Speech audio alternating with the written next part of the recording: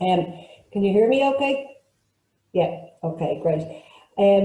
Just to, I suppose, I'm going to talk about some of the practical support, and I think this will speak to the report, the very important report that you've just recently launched in terms of the best practice principles. So basically, I suppose, when women present to Ruhama, the key issues tend to be safety. That's both physical and psychological safety, trauma, fear, and social isolation, and they're kind of interwoven, and I'm going to speak to them now as I go through this. Declan already mentioned the access to safe and appropriate housing. This is really crucial, and the most appropriate housing for women is that it's female only. Just to give you an example, I spoke to a survivor of trafficking recently, and she told me when she went to direct provision, she was sent there in the evening time. She saw nobody, and she woke up the next morning and she went down for breakfast. And when she got to the communal dining area, all she could see was men, and she absolutely freaked out, ran back to her room and had a panic attack and was very, very paranoid. Do these men recognize me? What are they going to do to me? And she was just incredibly traumatized. Now she was hungry as well, and she stayed in her room all day. So it's really, really critical that any kind of accommodation is female only. And also, when we talk about appropriateness, it's important that women have their own rooms, because noise can be a huge trigger. So if you're sharing a room with somebody else, it can be really, really difficult as well. So we really welcome the initiative of the accommodation unit that's in progress. As Linda has just mentioned there, the psychological assistance, that's really, really critical. So we provide, I suppose, a lot of different supports in terms of psychological, emotional support. I suppose the most obvious one of that would be counselling, and we've just recently set up a trauma therapy service. All our staff are trauma informed, have been trained in trauma informed care, and it's really important from the time somebody comes in at reception. So the first person they're met with is trained in trauma informed care, right through to everybody that they meet in the organisation. And as Linda has said, you know, one of the key challenges is the profound trauma. And if the trauma goes unaddressed, it's very difficult for women to recover and to integrate into wider society. It's just so important. Can't really emphasise it enough, I suppose. Just in terms then of moving on to education and development. So we have one-to-one classes, say in literacy, in English, IT, career guidance, and then a lot of group classes as well. This is really, really, really important in terms of women in the group setting, getting the group experience, as was outlined earlier, not being on your own, understanding, you know, the greatest learning in those classes is from the peers. We put a lot of emphasis on rebuilding confidence and self-esteem. But it's really important to deal with, to work around the trauma classes, because if women go into mainstream education too soon and they haven't learned their triggers or how to respond to their trauma, the chances are that they'll drop out, and that's not going to do any good for their confidence. So we do a lot of work at a lot of classes around specialist trauma courses, and within those courses then women tend to get the confidence to go on. And just to highlight that, I suppose 62% or 90 women that we've worked with this year have gone on to QQI accredited courses from minor to master level qualifications.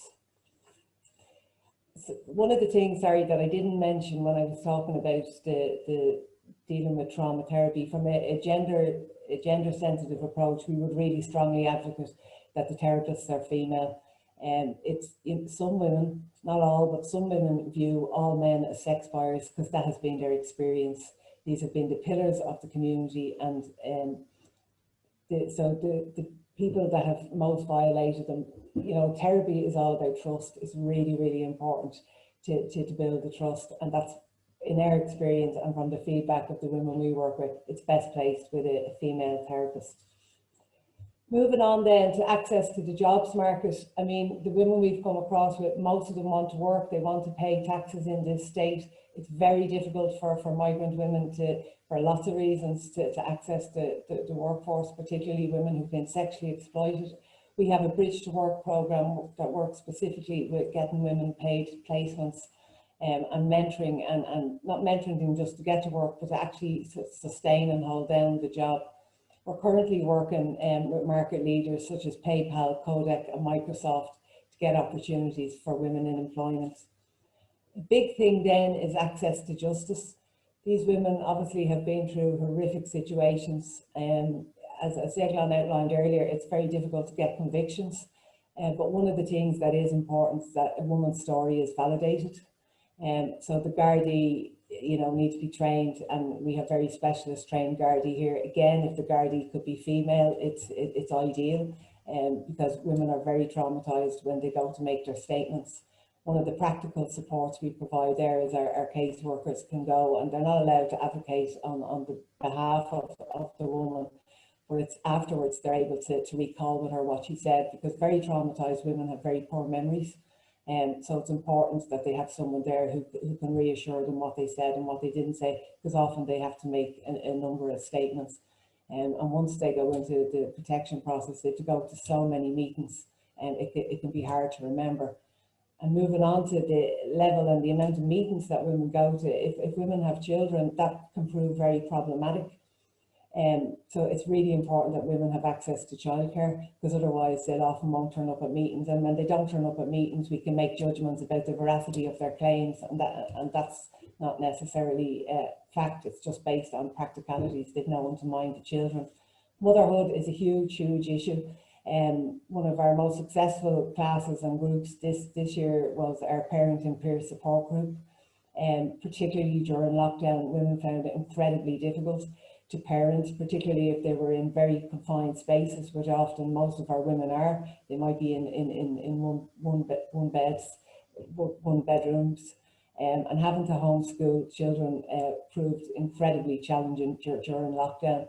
So they got a lot of support, and I'm looking forward to hearing about the peer support initiative, because I would echo and totally concur that peer support is strong advocate of the peer support model. Women really get solace from their peers, in other people who recognise what they've been through. Something else that's really important is the culture piece. We're all very proud of our roots. These are women who've been uprooted from their family, their friends, their country of origin. So it's really important to respect the cultural norms. So it's about educating ourselves what they are. Okay, Nisha, no problem. So yeah, just to educate ourselves about the cultural norms. We ran a group recently for a support group for our Nigerian cohorts because of the riots that was going on in Nigeria, and they felt really respected and honoured about that we could recognise there was something going on in their culture. So there's different ways you can do things. The family unification, absolutely, as Linda said, it's so important. I spoke to someone recently and she broke down in tears as she said to me, my child told me recently they don't remember me, and there's nothing more painful for a parent to, it's very hard to comprehend at any level. So again, if that could be expedited, it would make a big difference. I suppose to sum up, the more supports and opportunities provided that are underpinned by a gender and trauma informed approach, the better the outcomes. And I just want to conclude and highlight the resilience of survivors when given the opportunity. And I'm just going to read you a quick email that I got from a member of the PayPal team who had spent a day working training some of the women. And it just highlights how amazing the women and survivors are. I wanted to thank you very much for allowing us to meet with all the amazing women on Friday. I've never been in a room filled with so many gracious women with such a positive attitude.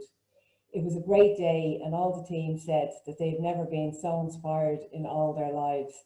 It was the best work day ever. Thank you very much.